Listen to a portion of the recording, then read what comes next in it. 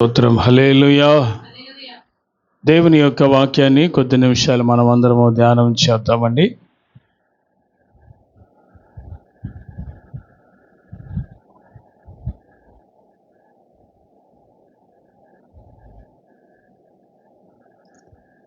లూకా సువార్త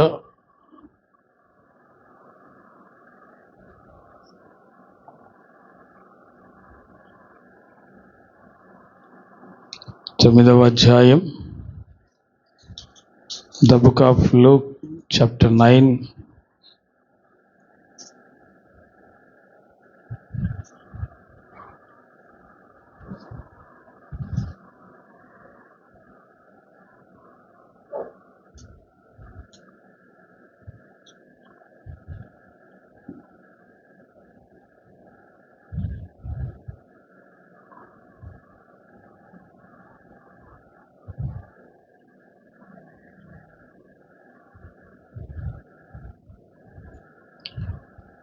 తొమ్మిదవ అధ్యాయము 29వ వాక్యాన్ని చదువుదాం.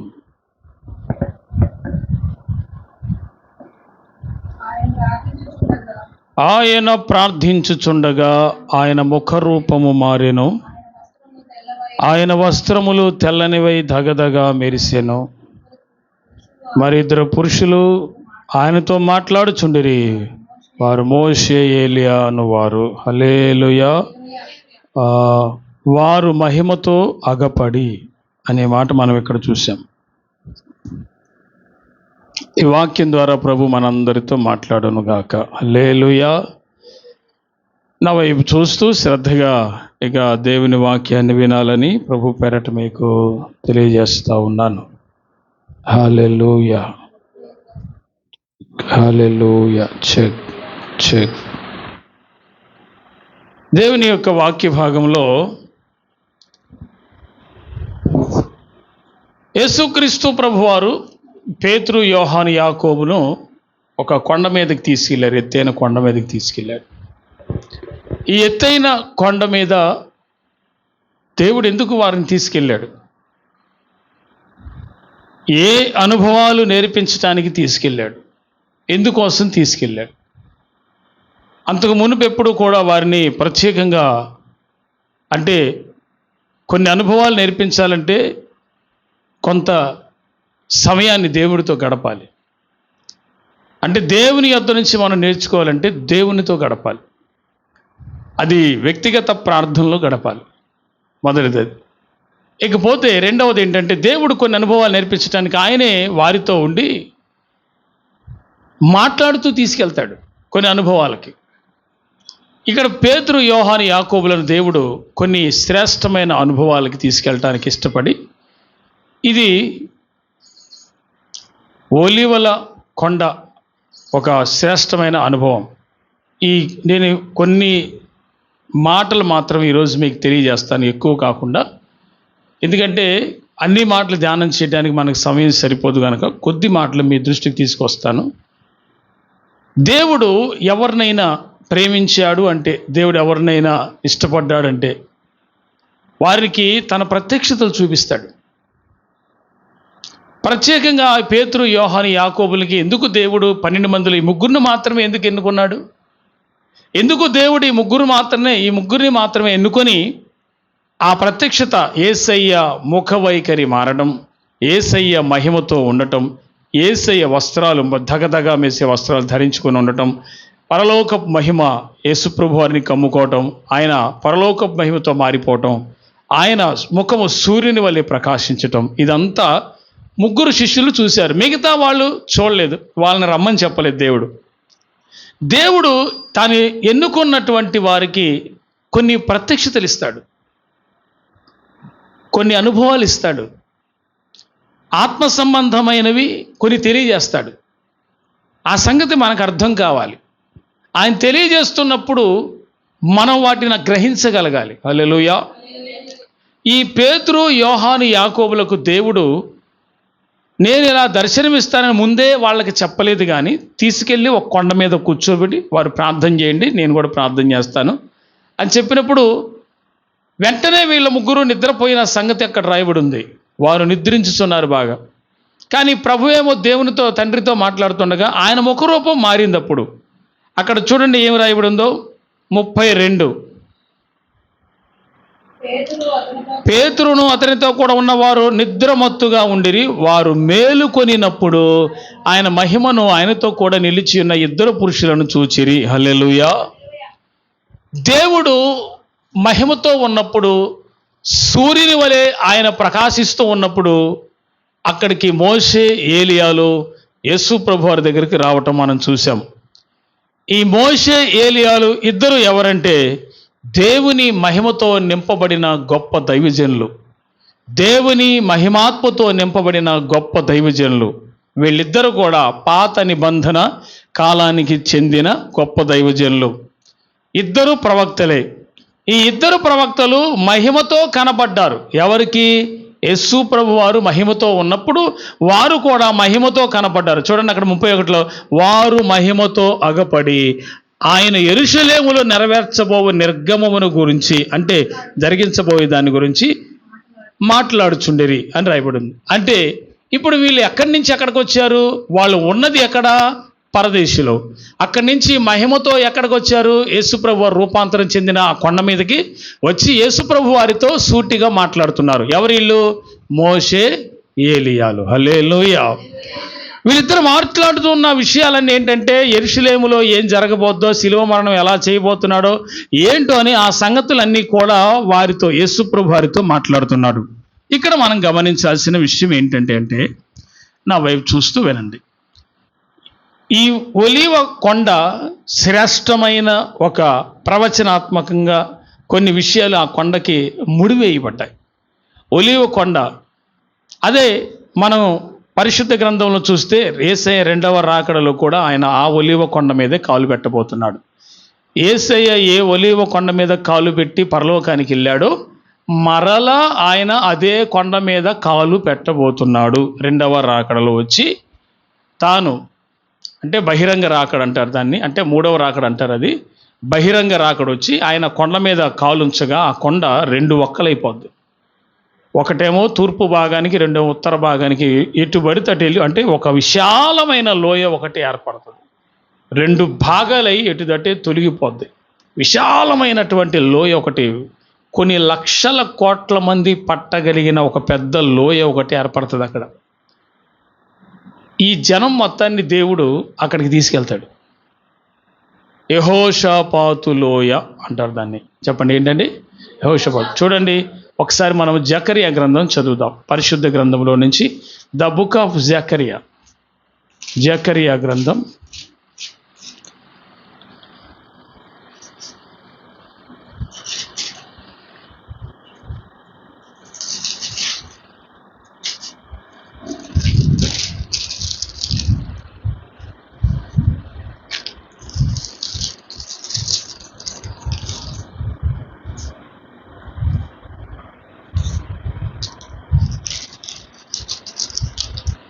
14వ అధ్యాయం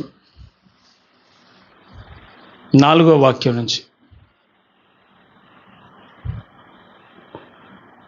ఆ దినమున యెరూషలేము ఎదుట తూర్పు తట్టునున్న ఒలీవ కొండ మీద ఆయన పాదములుంచగా, ఒలీవ కొండ తూర్పు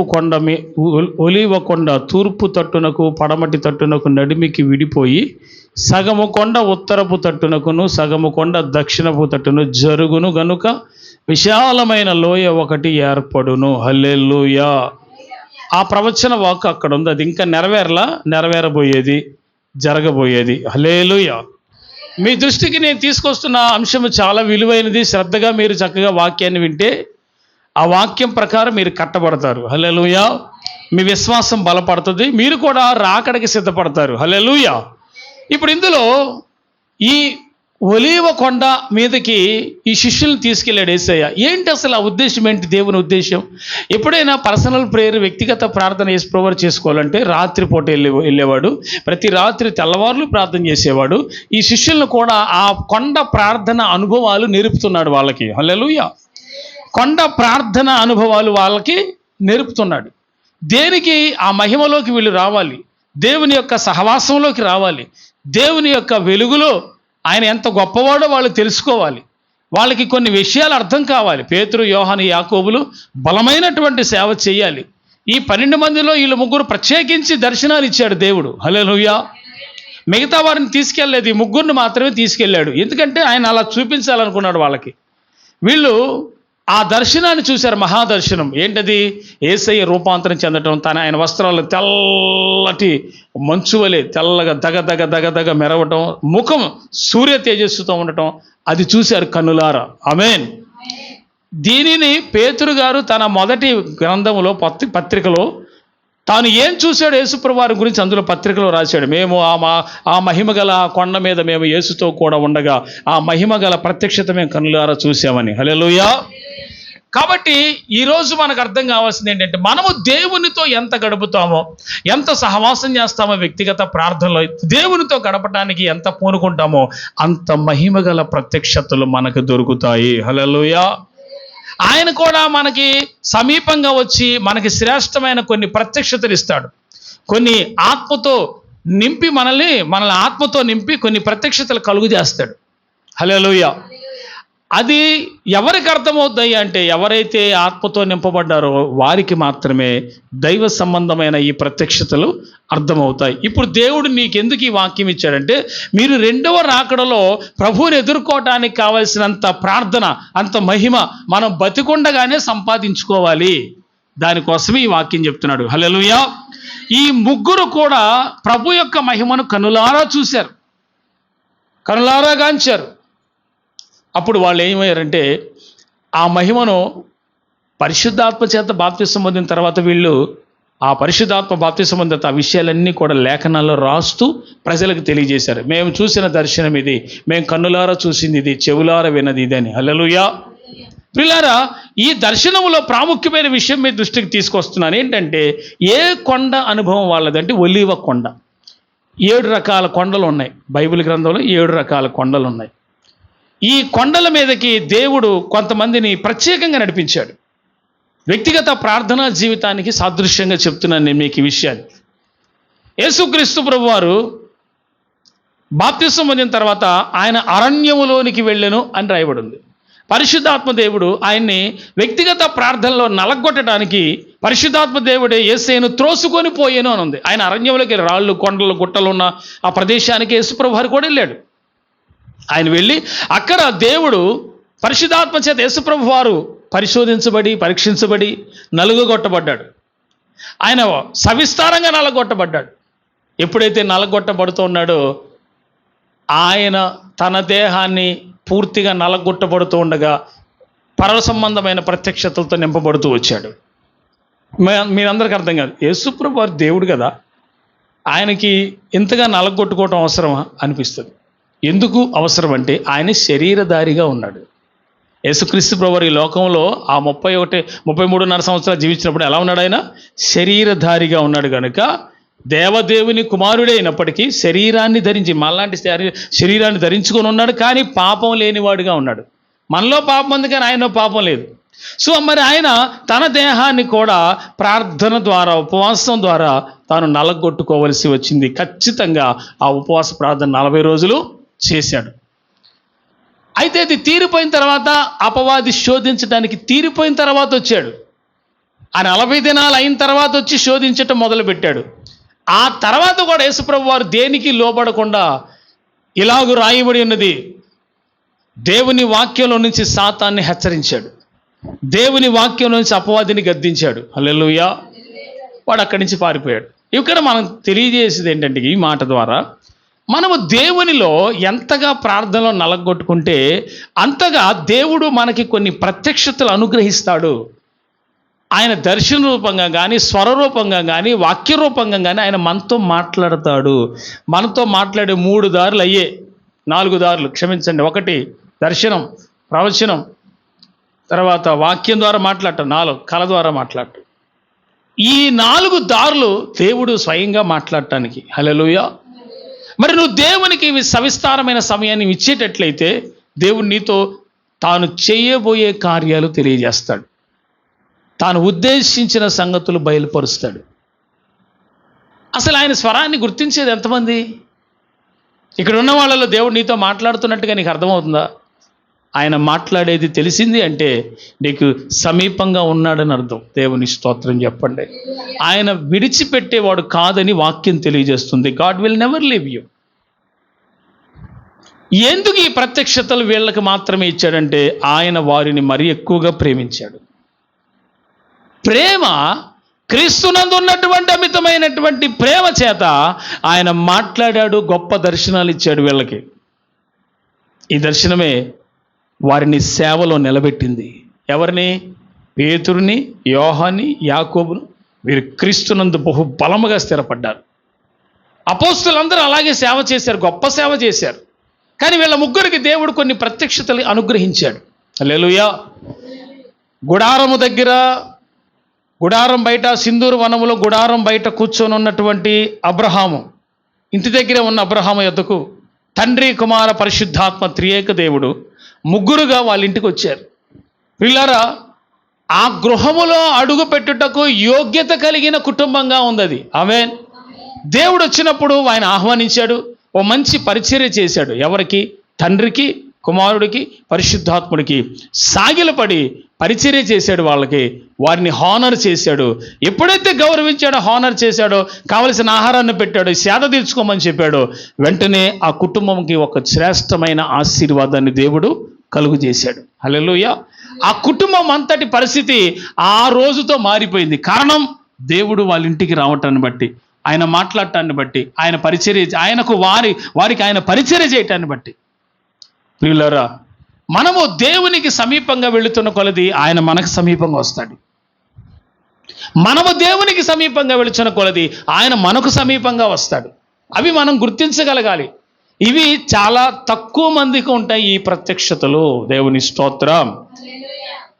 దేవుడు మీతో మాట్లాడుతున్నాడు అని అంటే స్వరం ద్వారానైనా, వాక్యం ద్వారానైనా, దర్శనం ద్వారానైనా, కళ ద్వారానైనా. ఇవే ఈ 4 వేస్లో దేవుడు మీతో మాట్లాడతాడు. ఆమేనని చెప్పండి అందరూ. హల్లెలూయా.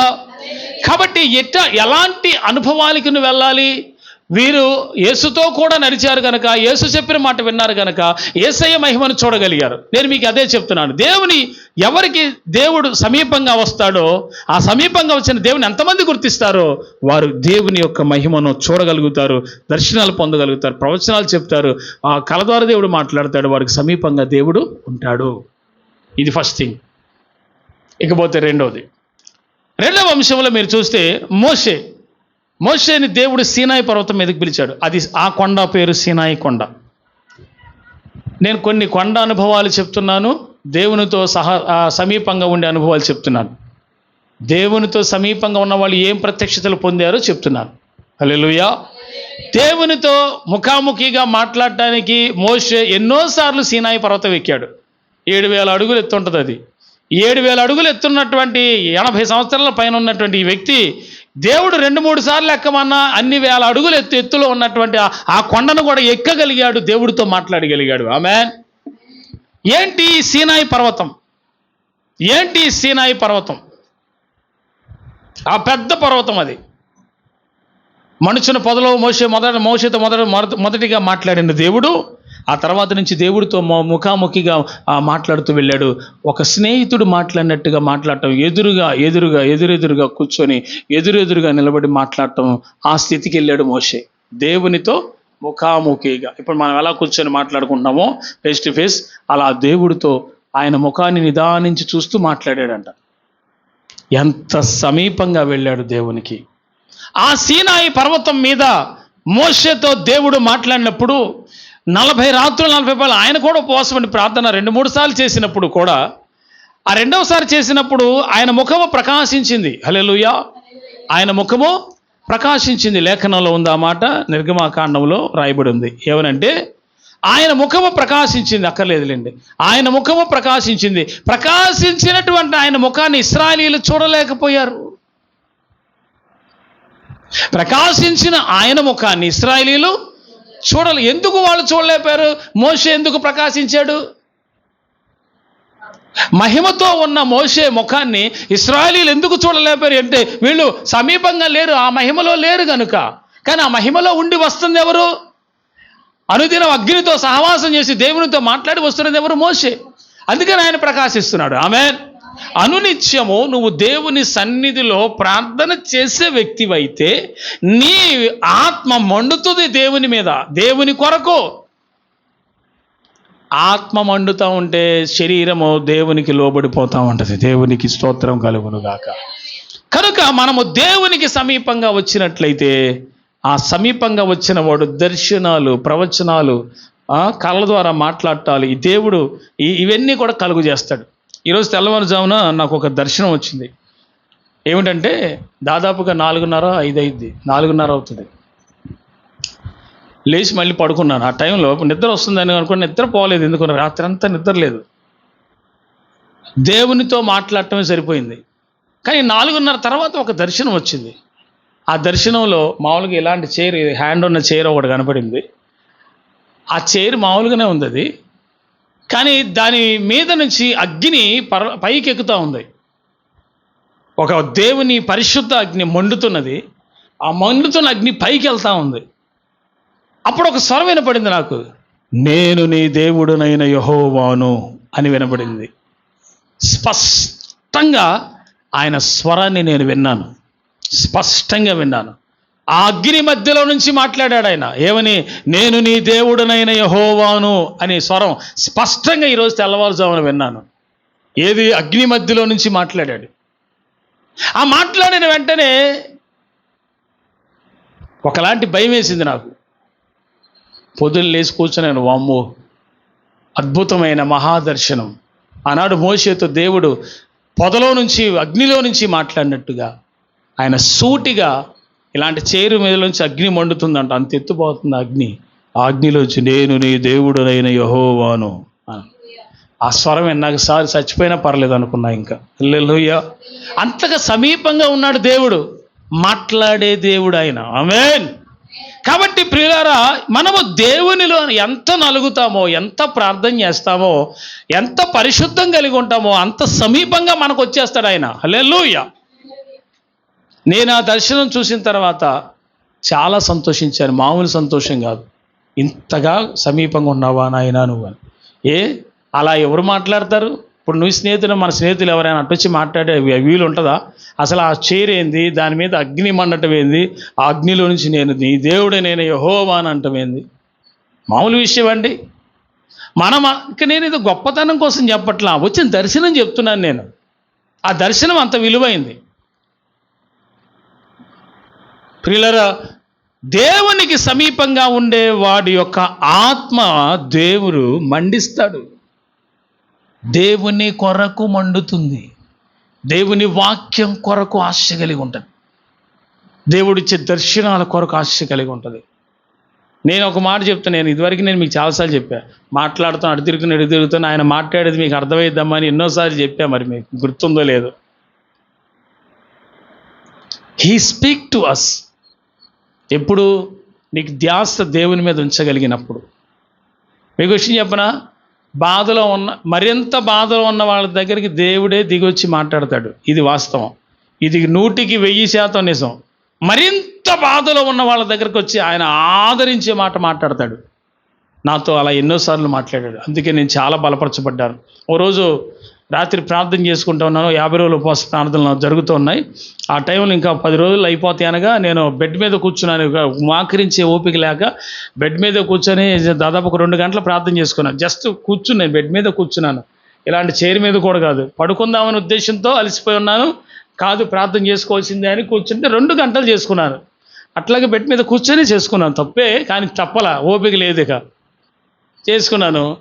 దేవుడు నాతో ఆ రోజు స్పష్టంగా మాట్లాడి, నేను మోషేకి తోడై ఉండినట్లు నీకును తోడై ఉంటా అనే వాగ్దానం ఇచ్చాడు. నిజంగానే ఎప్పుడు ఎక్కడికి వెళ్ళినా అక్కడ కార్యాలు జరిగిస్తూ వస్తున్నాడు ఇప్పటి వరకు. రీసెంట్గా స్టార్ట్ చేసిన పెనుగొలలో కూడా ఎన్నో అద్భుతాలు చేస్తున్నాడు ఇప్పటికీ. ప్రియులారా, మనము అడుగు పెట్టినప్పుడు, దైవజనుడు అడుగు పెట్టిన దేవుడు మనతో వచ్చినట్టే. ఆమేన్.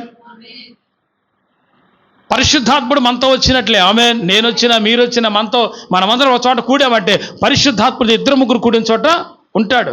ఆయన వచ్చి మన ప్రార్థన విజ్ఞాపనలన్నీ, మన బాధ అంతా తీర్చి, మన కష్టాలన్నీ విని మన ఏడుపంతా చూసి మన కార్యములు జరిగిస్తాడు.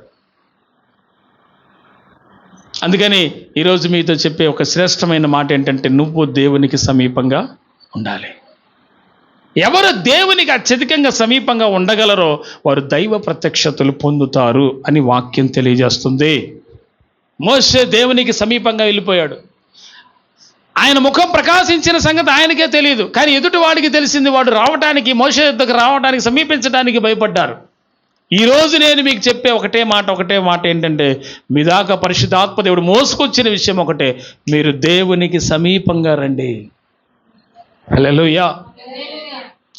దేవుడు మోషేకి కొన్ని దర్శనాలు చూపించాడు. ఒకసారి చూడండి, నిర్గమాకాండం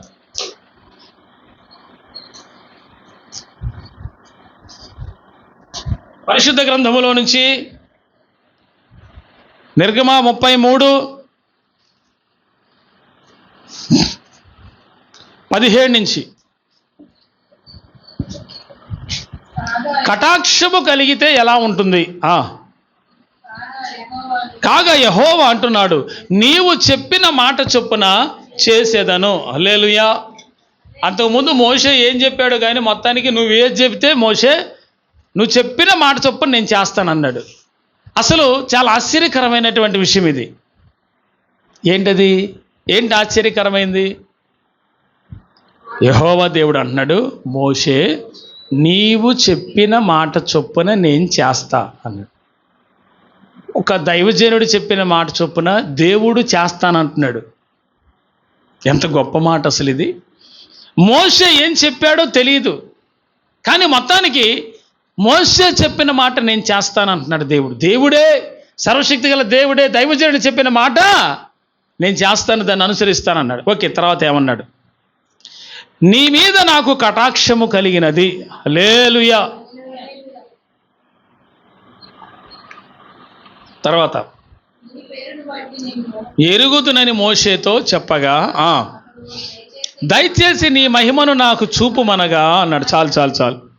ఇక్కడ మోషే దేవుణ్ణి ఏమడిగాడు?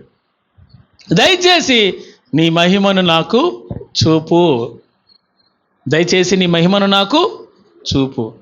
అంటే మోషే ఏం చూడాలనుకున్నాడు? దేవుడి యొక్క మహిమను చూడాలనుకుంటున్నాడు. దేవుని మహిమ చూడాలనుకున్నప్పుడు ఇక్కడ మీరు శిష్యులు చూశారు, యేసు ప్రభు వారిని చూశారు. ఆయన మహిమను చూశారు లేదా? వాళ్ళు చూశారు. ఆ మహిమలోకి వెళ్ళారు. ఆ మహిమతో ప్రకాశం యేసు ప్రభు దగ్గరికి వెళ్ళారు, మాట్లాడారు. నీకు ఒక పర్ణశాల, మోషేకు ఒక పర్ణశాల, ఏలియాకు ఒక పర్ణశాల కడతాం ప్రభు అని పేతురు మాట్లాడాడు. ఆ మహిమతో ఉన్న యేసు ప్రభు దగ్గరికి వాళ్ళు వెళ్ళగలిగారు. అలాగే ఇక్కడ మోషే కూడా ఏమంటున్నాడు? నీ మహిమను నాకు చూపు అంటున్నాడు. ఎవడు దేవునికి సమీపంగా వెళతాడో వారు దేవుని ప్రత్యక్షతలో దేవుడిచ్చే మహిమను పొందుతారు. మీరు చూడండి, బాగా ప్రార్థన చేసే వ్యక్తులు నిలబడినప్పుడు కూడా దెయ్యాలు వణుకుతాయి. బాగా ప్రార్థన చేసే వ్యక్తులు నిలబడితే నేను చాలా చూసాను. దానికి దైవజనులే అక్కర్లా, ప్రార్థన చేసేవాళ్ళు కూడా అక్కడ నిలబడితే చాలు, అలాంటి చాలు, యేసు రక్తమే చేయి, వణికిపోతాయి. అంటే దేవుని మహిమతో వారి ఆత్మ ఏమైంది? నింపబడి ఉంది. దేవుని పిల్లల ఆత్మ. ఆమేన్. సమీపంగా ఉండాలి ఆయనకి. ఇదిగో నేను ఇక్కడే ఉన్నాను ప్రభువా. ఇక్కడ చూడండి, మీకు విషయం చెప్తా. అందరూ చెప్పండి, నేను దేవునికి సమీపంగా ఉండాలి అనండి. అది ఎలా తెలుసా? ప్రార్థన ద్వారా మాత్రమే నువ్వు దేవునికి సమీపంగా ఉన్నట్టు. ప్రార్థన చేయకపోతే ఆ రోజు సమీపంగా లేనట్టే. ఏ రోజు ప్రార్థన చేయకపోయినా ఆ రోజు సమీపంగా లేనట్టే. ఏ రోజు ఉత్తరం ఆ రోజు రాయాలి దేవుడికి. హల్లెలూయా. సమీపంగా ఉండేవాడికి. ఇక్కడ మీరు అర్థం చేసుకోవాల్సిన విషయం ఏంటంటే, దేవుడు సమీపంగా ఉంటే ఏం జరుగుద్ది? ఆయన మన పట్ల కలిగి ఉన్న ప్రణాళికలు నెరవేర్చడానికి, మనతో చెప్పటానికి మనం సిద్ధంగా ఉండాలి. ఇప్పుడు సమూయేలు ఉన్నాడు, బాలుడైన సమూయేలు వాళ్ళ తల్లి హన్నా ఇంట్లో చర్చిలో వదిలిపెట్టి వెళ్ళిపోయింది. ఏదో చిన్న అంగి కుట్టించి 2 అంగీలు కుట్టించి వెళ్ళిపోయింది. అక్కడే పెరుగుతున్నాడు, చర్చి క్యాంపస్లోనే పెరుగుతున్నాడు.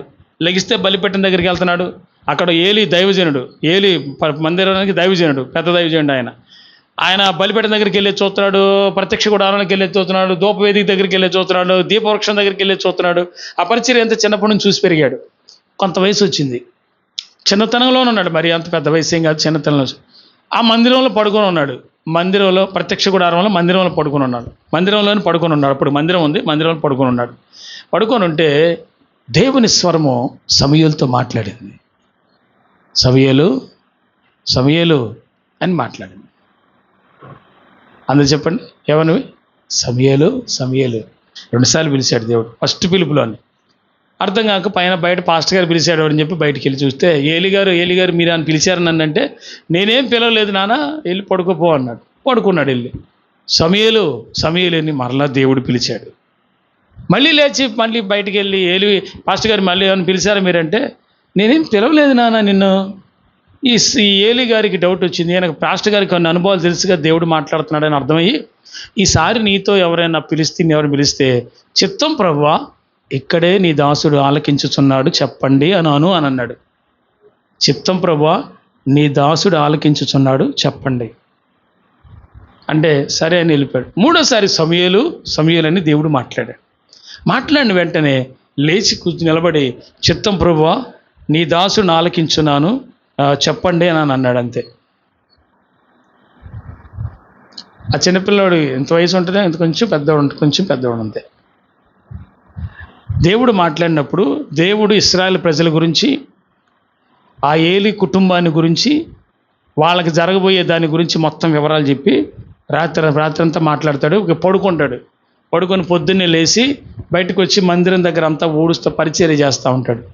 ఏలి పిలుస్తాడు, రాత్రి నీతో దేవుడు ఏం మాట్లాడాడు చెప్పు, లేకపోతే నీ ఊరుకొని అన్నట్టాడు. అంటే భయపడి చెప్తాడు, ఇట్లా అన్నాడు మీ ఫ్యామిలీ గురించి ఇట్లా అని చెప్పాడు.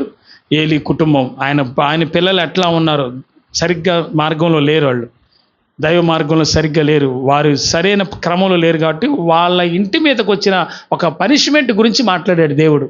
ఇశ్రాయేలీయుల ప్రజలు ఎట్లా ఏ విధంగా ఉన్నారో వాళ్ళ గురించి మాట్లాడు. అంటే నేనేమంటాను, ఇక్కడ దేవునికి సమీపంగా ఉండి ఆయన పరిచర్య చేస్తూ, ఆయన మందిరంలో ఉంటూ, అక్కడే నిద్రపోతూ, అక్కడే మాట్లాడుతూ ఉన్న ఆ వ్యక్తికి దేవుని స్వరం వినబడింది.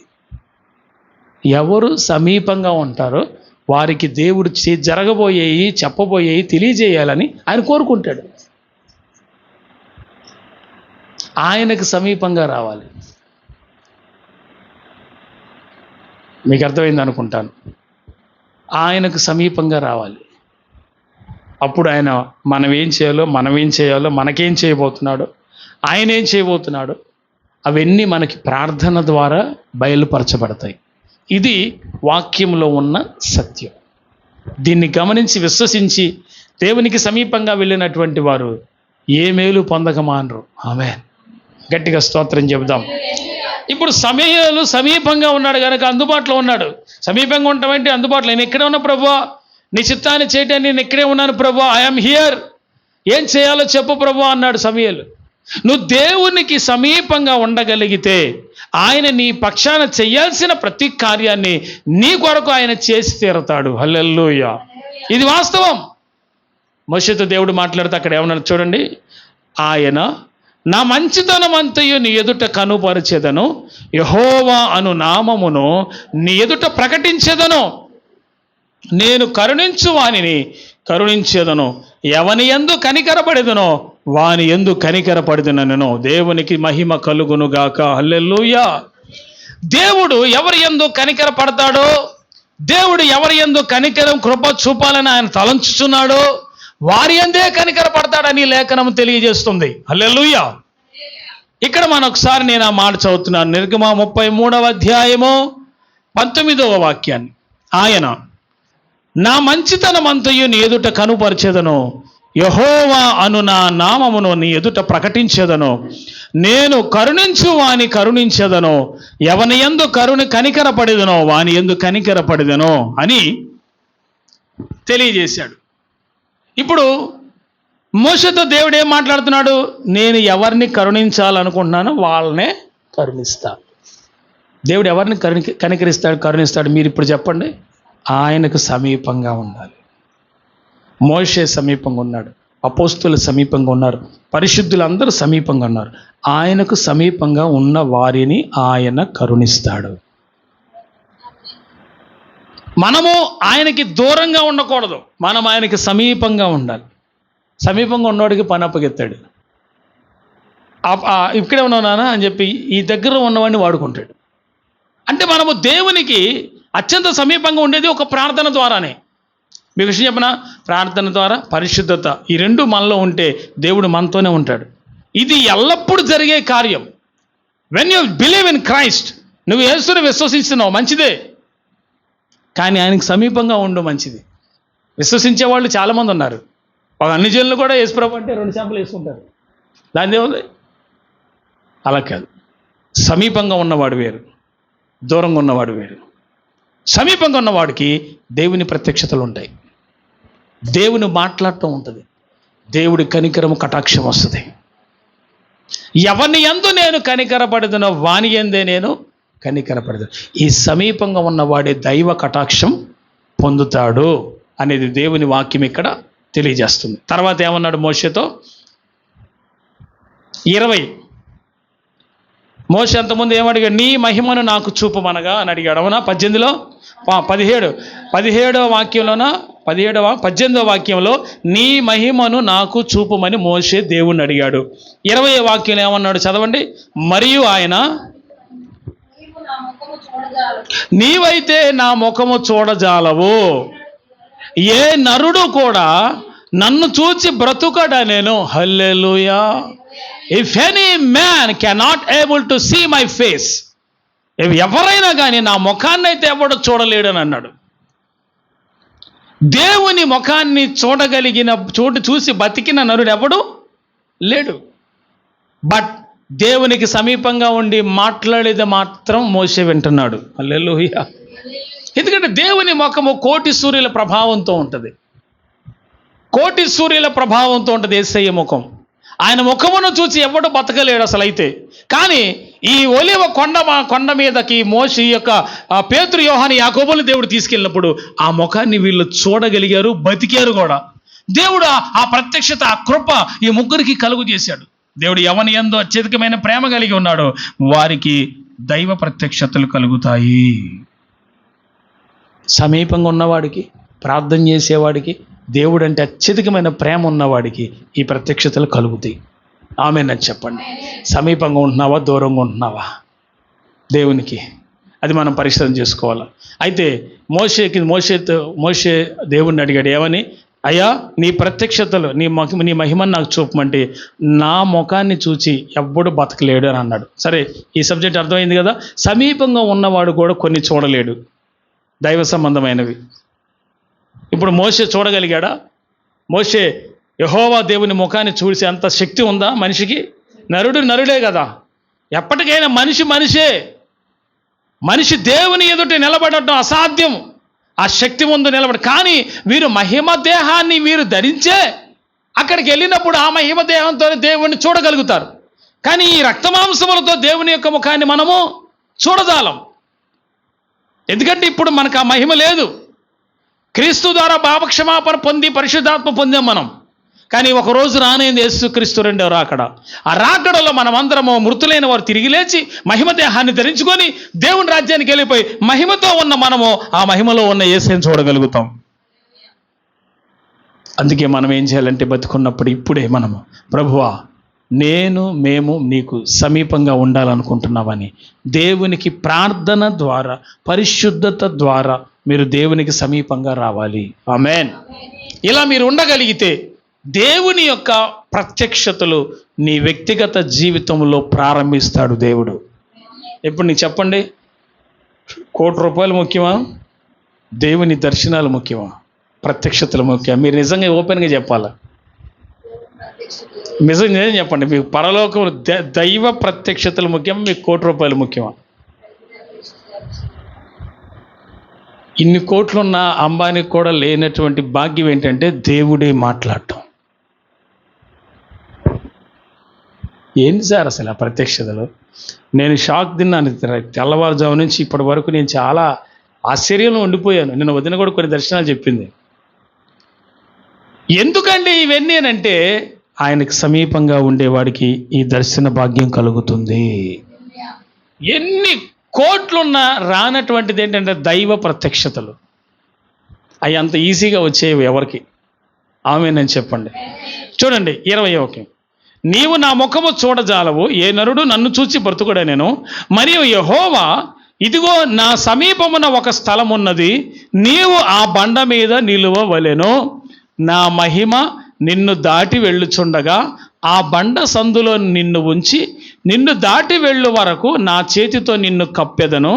నేను నా చెయ్యి తీసిన తరువాత నా వెనుక పార్శ్వమును చూచెదవు, కానీ నా ముఖము నీకు కనబడదని మోషేతో చెప్పాను. హల్లెలూయా. సమీపమున ఒక బండ ఉందంట. ఆ బండకు పెద్ద సందు ఉంది, ఒక మనిషి బట్టి అంత సందు. మీకు విషయం చెప్తున్నా, ఇప్పటికీ హిస్టరీలో మోషేని ఆ కొండ ప్రాంతాల్లో ఒక బండ ఉంటుంది, పెద్ద బండ. ఆ బండ మధ్యలో మనిషి బట్టి అంత సందు ఉంటుంది. ఆ బండ అదేనని శాస్త్రవేత్తలు ఈ మధ్యనే నిరూపించారు, అంతా పరీక్ష చేసి. అది ఇప్పటికీ ఉంది. ఆ బండ మోషేని దేవుడు దింపిన బండ. కరెక్ట్గా మనిషి బట్టి అంత ఉంటుంది అది. ఆ ప్రదేశంలో, ఇశ్రాయేలీయులు ఆగిన ప్రదేశంలో అంతా శాస్త్రవేత్తలు మరి చాలా పరిశోధన చేసి ఆ కొండ నిర్ధారించారు ఇదే అని.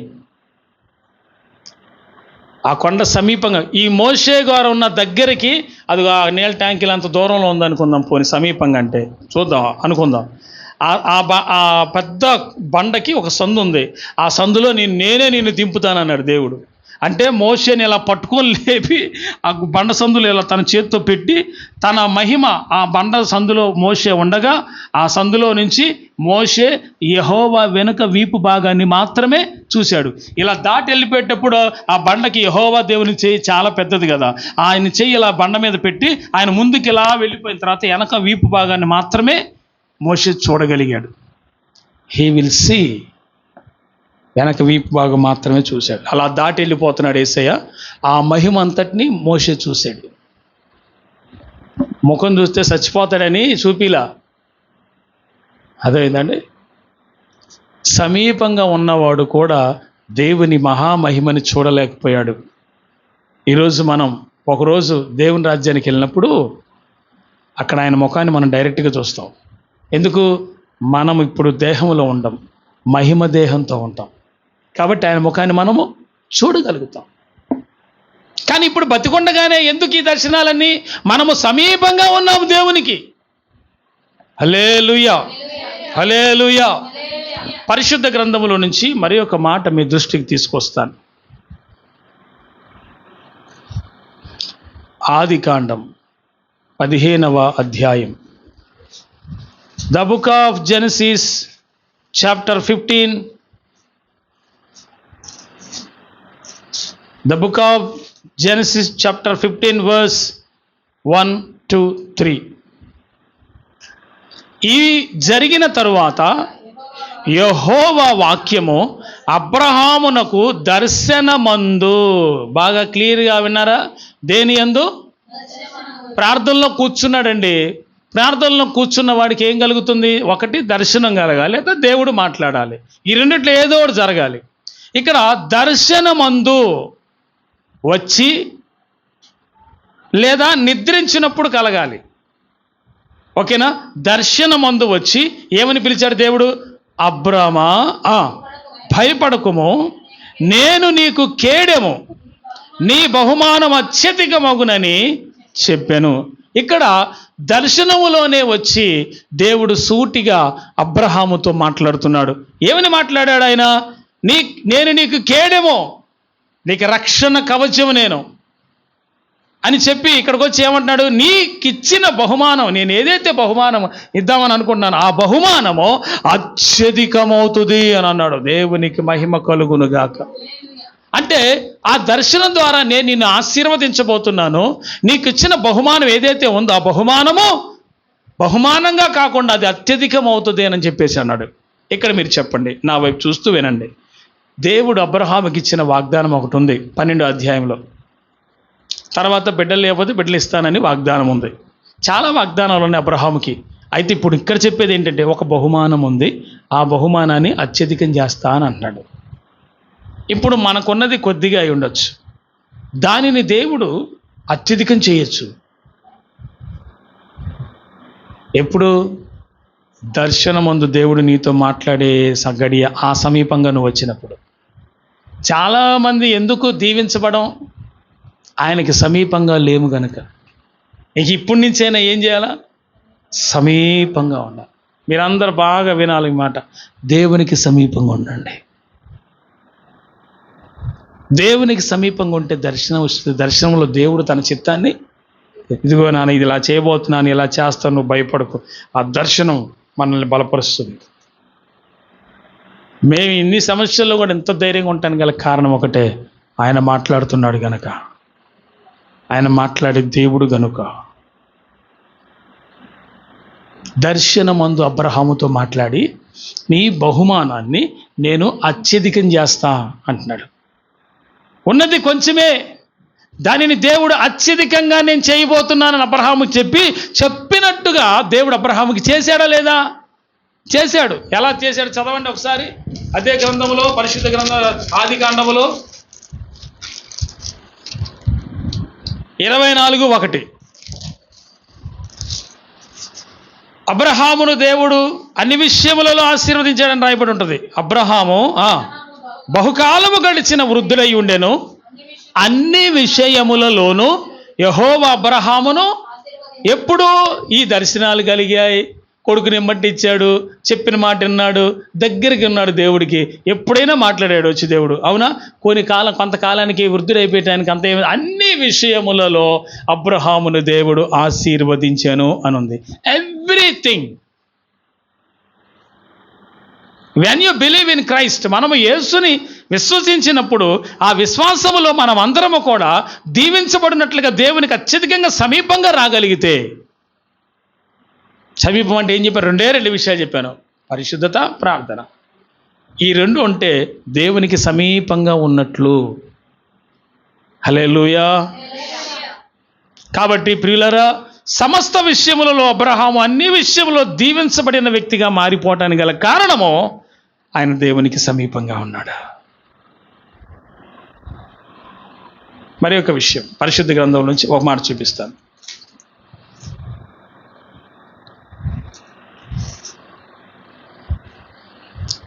ముప్పై 35వ అధ్యాయం ఆదికాండం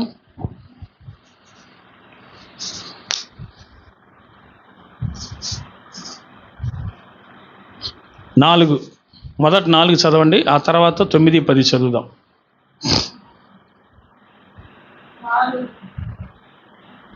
తమ యొద్దనున్న అన్ని దేవతలన్నిటినీ తమ చెవులనున్న పోగులను యాకోబునకు అప్పగింపగా, యాకోబు షెకెము దగ్గర ఉన్న మస్తకి వృక్షం క్రింద వాటిని దాచిపెట్టెను. వారు ప్రయాణమైపోయినప్పుడు దేవుని భయము వారి చుట్టూ ఉన్న పట్టణముల మీద ఉండెను గనుక వారు యాకోబు కుమారులను తరుమలేదు. హల్లెలూయా. ఇక్కడ యాకోబు బేతేలుకి వెళ్ళి అక్కడ నివసించమని దేవుడు చెప్పాడు కదా, అక్కడికి బయలుదేరాడు. ఆ బయలుదేరిన సమయంలో సుక్కోతు దగ్గర ఆగిన సందర్భం మనకు తెలుసు. తర్వాత షెకెము పట్టణానికి వెళ్ళారు. షెకెము పట్టణానికి దగ్గరలో ఉన్నారు. అక్కడ పాకలు వేసుకున్నారు. అక్కడ ఒక చిన్న గొడవ జరిగింది. అక్కడి నుంచి బయలుదేరారు. దేవుడు సహాయము అత్యధికంగా యాకోబుకు ఉండటం వల్ల, దేవుడి భయం ఆ పట్టణం మీదకి రావటం వల్ల ఆ పట్టణంలో ఉన్న వాళ్ళు ఎవరు కూడా యాకోబు కుటుంబాన్ని ఏమీ చేయలేకపోయారు. హల్లెలూయా. ఇది సందర్భం అక్కడ జరిగింది. అయితే ఇక్కడ నేనేమంటానంటే ప్రియులారా, ఏ దేవుడైతే యాకోబుని పిలిచాడో, ఏ దేవునికైతే యాకోబు సమీపంగా ఉన్నాడో, ఆ దేవుడు యాకోబుకి సహాయం చేయటం మొదలుపెట్టాడు. ఎప్పుడు? ఇతడు మారినప్పుడే. ఆమేన్. అర్థమైందా? అంటే ఒక సరి అయిన మార్పు, బాగా వింటున్నారా? ఒక సరి అయిన మార్పు మనలో వస్తే దేవుడు మనకు సమీపంగా ఉంటాడు. అందుకే మొట్టమొదటి మార్కు సువార్త 1:14-15 ఏమన్నాడు? మీరు మారు మనసు పొంది రక్షణ పొందండి. అంటే మనసు సరిగ్గా మారాలి. ఆమేన్. ఒక పరిపూర్ణమైన మెత్తని హృదయం అవ్వాలి. అర్థమైందండి? అప్పుడు దేవుడు మనకేమవుతాడంటే, ఆ నలిగిన మనసు గల వారికి ఆయన ఆసన్నుడని రాయబడి ఉంది వాక్యంలో. అంటే మనసు నలిగిపోయి ఉంది, మారు మనసు పొంది ఉన్నాం, అప్పుడు దేవుడు మనకి సమీపంగా ఉంటాడంట. ఆసన్నుడు అంటే ప్రత్యక్షత అవుతాడు.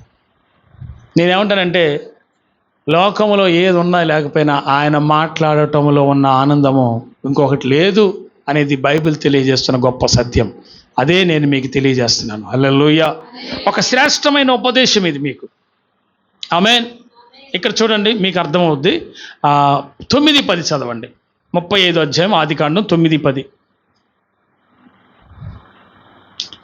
యాకోబు పద్దనరాము నుండి వచ్చుచుండగా దేవుడు తిరిగి అతనికి ప్రత్యక్షమై అతనిని ఆశీర్వదించాను.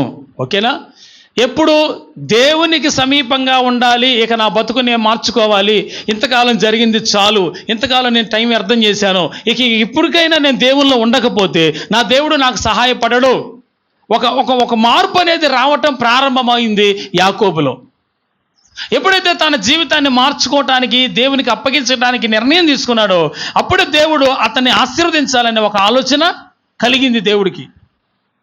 దేవునికి సమీపంగా వస్తున్నాడు. ఇంకా అప్పుడు ఏం జరిగిందంటే 10, అప్పుడు యాకోబు దేవునితో, దేవుడు అతనితో, నీ పేరు యాకోబు, ఇక మీదట నీ పేరు యాకోబు అనపడదు, నీ పేరు ఇశ్రాయేలు అని చెప్పి అతనికి ఇశ్రాయేలు అని పేరు పెట్టాను. దేవునికి మహిమ కలుగునుగాక. హల్లెలూయా. బతుకు మార్చుకుందాం అని అనుకున్నాడు. అందరూ చెప్పండి, సగమే మారింది అనండి. ఇంకా సగం మారలా అనండి. ఇంకా సగం మారలా అనండి. సగం మారలా. యేసు ప్రభు వారి దగ్గరికి ఒక స్త్రీ వచ్చింది, పాపాత్మురైన స్త్రీ. ఆమె ఆ అత్తరబొట్టి పగలగొట్టి యేసు ప్రభు పాదాలకి రాసింది, కన్నీళ్లతో ఆయన పాదాలు కడిగింది, తల వెంట్రుకలతో తుడిచింది. ఆయన బహుగా గౌరవించింది యేసు ప్రభు వారిని. అయితే ఆయన్ని ఎందుకు పిలిచినాడు? పరిసేయుడు ఏ మర్యాద చేయలే యేసు ప్రభుకి. కానీ ఈవిడైతే కన్నీళ్లతో పాదాలు కడిగి తన తల వెంట్రుకలతో తుడిచి అత్తరుపూసి అభిషేకించింది. ఆ టైంలో యేసుక్రీస్తు ప్రభు వారు అంటాడు కదా, ఈమె విస్తారంగా ప్రేమించింది కనుక ఈమె విస్తారమైన పాపములు క్షమించబడ్డాయి. నేను చాలాసార్లు చెప్పాను, మీకు గుర్తుందా? విస్తారంగా దేవుణ్ణి ప్రేమించితే విస్తారమైన పాపాలు క్షమించబడతాయి. When you love Jesus. యేసుని అమితంగా ప్రేమించే ఆ గుణం ఉండాలి. దేవుణ్ణి ప్రేమించకపోతే ఎవరిని ప్రేమిస్తాక? ఫస్ట్ జీసస్, ఆ తర్వాతే వైఫ్. ఫస్ట్ జీసస్, ఆ తర్వాతే హస్బెండ్. ఫస్ట్ జీసస్, ఆ తర్వాతే పిల్లలు. ప్రతి టైంలో నువ్వు ఆయనకే ఫస్ట్ ప్రథమ స్థానం ఆయనకి ఇస్తే ఆయన అసలు ఉక్కిరి బిక్కిరి అయిపోతాడు సార్. ఆయన హల్లెలూయా సంతోషించేతాడు, మామూలు కాదు. మరి నువ్వు ఎవరికి ఎక్కువ సమయాన్ని ఇస్తున్నావో అది నువ్వే ఆలోచించుకోవాల్సిన అవసరం ఉంది.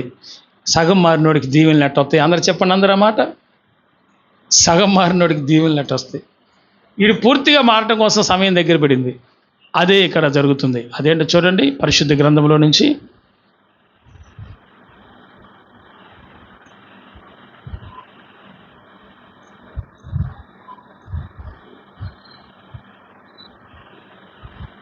ఇరవై 11 చదవండి. మరియు నేను ఎల్ షదాయ్ అని రాయబడి ఉంటుంది. అది హెబ్రీ భాషలో. అది మరియు దేవుడు అన్నాడు, నేను ఎవరితో అన్నాడు? యాకోబుతో. మరియు నేను సర్వశక్తి గల దేవుడను, నీవు ఫలించి అభివృద్ధి పొందుము, జనముల సమూహమును నీ వలన కలుగును, రాజులను నీ గర్భవాసమున పుట్టెదరు.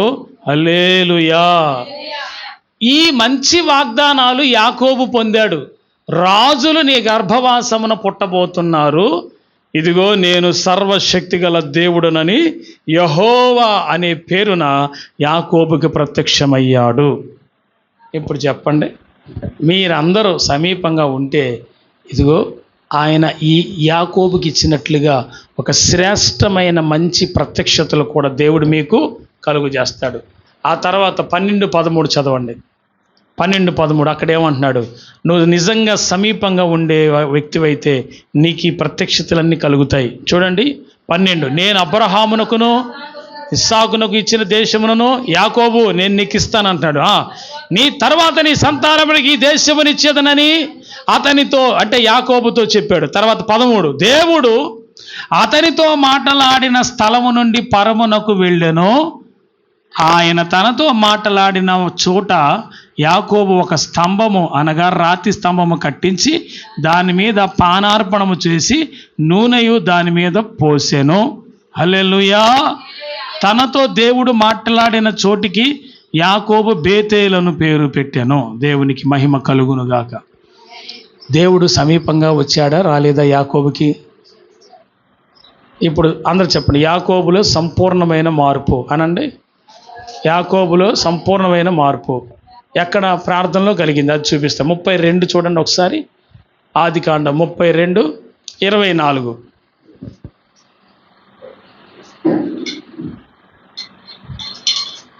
మనలో ఒక శ్రేష్టమైన ఒక సంపూర్ణమైన మార్పు రావాలి, ఫుల్ చేంజ్. క్రీస్తునందు ఉన్నప్పుడు ఒక నూతనమైన మార్పు రావాలి, పూర్తిగా మారాలి. చదువుదాం ఆ మాట. 32 యాకోబు వారిని తీసుకొని ఆ ఏరు దాటించి తనకు కలిగినదంతే పంపివేశాను. 25 యాకోబు ఒక్కడు మిగిలిపోయాను. హల్లెలూయా. చెప్పండి, ఎంతమంది మిగిలారు? అందరిని పంపించేశాక నా వైపు చూడండి అందరూ. 2 భార్యల్ని, వారికి పుట్టిన పిల్లల్ని, దాసాదాసీలు, పనివాళ్ళని, గొర్రెలు, గొడ్లు, మేకలు, మందల్ని 3 భాగాలు చేశాడు. మొత్తాన్ని 3 భాగాలు చేసి అందరినీ ఎటోళ్ళట్టు పంపించాడు. అన్నకు ఒక భాగం కూడా ముందుగానే ఏర్పరిచి పంపించాడు. ఏశావుకి సంపేతడేమనని ముందే పంపించాడు. ప్రియులారా, ఇవన్నీ మీకు తెలుసు కాబట్టి నేను ముందుగా చెప్పుకుంటా, వివరంగా చెప్పకుండా అవుట్లైన్స్గా చెప్తూ వెళుతున్నాను. ఇప్పుడు చూడండి, ఒంటరిగా మిగిలిపోవుట. మీలో ఎప్పుడైనా సమస్యను బట్టి ఒంటరిగా అనిపించిందా? అసలు అనిపించకుండా ఉండే మనిషి ఎవడు ఉండడు. ప్రతి వాడికి వాళ్ళ సమస్యను బట్టి ఒంటరిగా ఉన్నాను, నన్ను ఎవరు ఆదుకుంటారనే ఫీలింగ్ వస్తుంది. అలా రాకపోతే వాడు అసలు మనిషే కాదు. ఎందుకంటే ప్రతి వ్యక్తికి ఏదో ఒక సమస్య ఉంది. ఆ సమస్య దేవుని యొద్ద పరిష్కారం అవుద్ది, దేవుని కోర్టులో న్యాయం జరుగుద్ది. హల్లెలూయా. నీకు ఎక్కడ దొరకదు, ఇంకా దేవుడే చేయగలడు ఏది చేసినా. ఎస్, తల దించుకున్న స్థితిలో నుంచి తలెత్తుకునే పరిస్థితికి దేవుడు ఒక్కడే తీసుకురాగలడు. ప్రపంచంలో ఇంకెవ్వరు చేయలేరు ఆ పని, దేవుడు చేయగలడు. బైబిల్లో ఒక మాట రాయబడి, పెంట కుప్పల మీద నుంచి దీనులను పైకి లేవనెత్తువాడను నేనే, ఐ యామ్ ద లార్డ్. దేవుడు చెప్తున్నాడు, నేను లేవనెత్తువాడను. కూల్చేసేవాడు కాదు దేవుడు, కట్టేవాడు, నిర్మించేవాడు, బాగు చేసేవాడు, స్వస్థపరిచేవాడు, కాపాడేవాడు, ప్రేమించేవాడు. ఇవి దైవ లక్షణాలు. హల్లెలూయా. కాబట్టి మీరు భయపడాల్సిన అవసరం లేదు. ఇదిగో ఒక్కడిగా మిగిలిపోయిన సందర్భం యాకోబు జీవితంలో వచ్చింది. అందరూ వెళ్ళిపోవాల్సి వచ్చింది, అందరిని కాపాడుకోవడానికి పంపించేశాడు దూరంగా. కానీ ఒక్కడిగా ఎందుకు మిగలాల్సి వచ్చింది అంటున్నాను నేను. అసలు ఎక్కడో దేవునికి మొరపెట్టాలనే ఒక ఆశ ఉంది, ఎక్కడో దేవునికి బాధంతా చెప్పుకోవాలనే కోరిక ఉంది. వీళ్ళందరూ ఉంటే కుదరదని ఒంటరిగా ఉండి ప్రార్థన చేయటం మొదలుపెట్టాడు. ఈ ఒంటరితనంలో చేసే ప్రార్థనకి సమీపమయ్యాడు దేవునికి. దేవుడే దిగొచ్చాడు. దేవునికి మహిమ కలుగునగాక. ప్రార్థన నేను దేవునికి సమీపంగా చేస్తుంది. ఒంటరిగా మిగిలిపోయిన యాకోబు దగ్గరికి దేవుడే స్వయంగా దిగి వచ్చి ఆయనతో మాట్లాడటం మనం చూసాం. దేవునితో ఒక సామాన్యమైన నరుడు పెనుగులాడటం చూసాం. ఆ పెనుగులాటే ప్రార్థనా జీవితం. తన జీవితాన్ని యేసుప్రభువు వారికి సంపూర్ణంగా అప్పగించుకొని పూర్తిగా మారాడు. ఆ వ్యక్తి మారిన తర్వాత మాత్రమే నిజమైన ఆశీర్వాదాన్ని యాకోబు తన జీవితంలో చూశాడు. ఎప్పుడంటే నిజంగా మారినప్పుడే. మరి అప్పటి వరకు ఉత్తుత్తిగా అంతా ఉట్టిదే, అవసరం కొరకు మారాడు. ఇదివరకు ఏది లాబాని ఇంటి దగ్గర ఉన్నప్పుడు, ఆ రాహేల్ని పెళ్లి చేసుకున్నప్పుడు, తర్వాత రాహేల్ అక్కన లేయాని పెళ్లి చేసుకుని, ఇవన్నీ కూడా అంతా డ్రామా, భక్తి. కానీ యథార్థంగా మారాలనుకుని మారినప్పుడు దేవుడికి ఎప్పుడైతే సమీపంగా వెళ్ళాడో అప్పుడు దేవుడు ఇతనికి సమీపంగా వచ్చాడు. ఈరోజు దేవుడు నీతో మాట్లాడుతున్నది అదే. నువ్వు దేవునికి రోజు సమీపంగా ఉంటున్నావా లేదా పరిశీలన చేసుకోండి. ప్రార్థన చేసుకుందాం. Let's go into pray.